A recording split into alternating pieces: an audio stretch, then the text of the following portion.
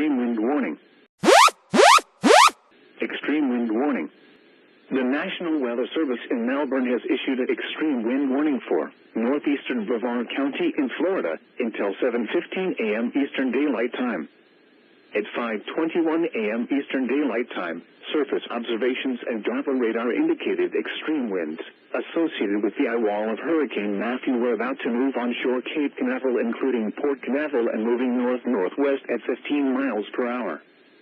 This is an extremely dangerous and life-threatening situation. Frequent destructive wind gusts to around 115 miles per hour will spread across the Cape Canaveral area, producing swaths of tornado-like damage. A wind gust of 100 miles per hour was recently recorded at the tip of Cape Canaveral.